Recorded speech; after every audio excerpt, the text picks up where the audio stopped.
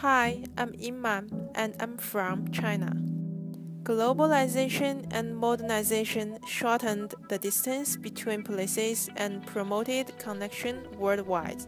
However, rapid and intense modernization is affecting small and rural Chinese communities in their demographics and culture.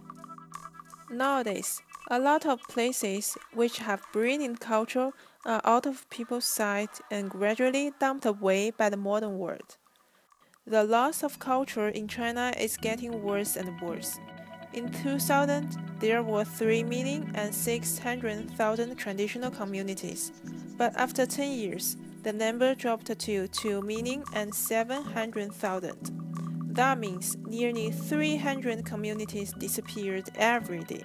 Diverse communities are becoming more and more similar. Their unique identity don't exist anymore. Thus, cultural collision is a severe issue in rural places where the cultural resources are rich. Let me tell you what I saw in a small village called Henglin Village. Henglin Village is located in the middle of China. 1,500 people live there and 80% of the land is woodland. It's rich in natural resources and cultural heritage, like weaving, celebrations, paper cutting, and making and playing reed pipe wind instruments. The whole community has a strong public awareness. However, mass-produced products, entertainment, modern architecture, and ideas are colliding with traditional, unique individual and community practices. Most of them choose to discard what they have and follow the modern path. The working-age population is leaving for the cities. Only older people and young children are left behind in the community. In my interviews with local residents, I found out that people who are in their 40s still have the memories of their cultural customs, but people who are in their 30s almost have lost touch with the custom.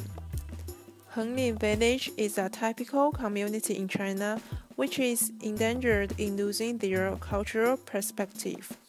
In China, the current solution for this is setting up a directory, building a museum, or developing tourism. But the fundamental problem is that the local cultural holders can't recognize the value of their own culture. So my main focus will be on the local residents. Rather than listening to the governor or experts, I want to hear their voices in the conservation process.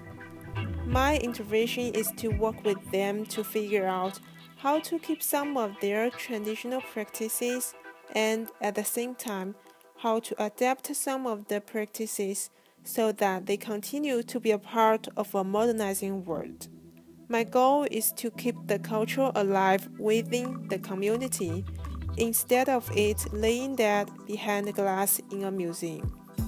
I assume my work will have three parts. First, establish their identity. I will work with local residents to define the key elements of their culture. Second, rebuild their connection with tradition. I want to make them aware of its value and empower them to make changes. Third, use the inside-out way to negotiate with modernization and make the culture stay alive. In the summer, I will go back to the village I have relations with to do more interviews. Also, I will organize some activities and begin testing my ideas.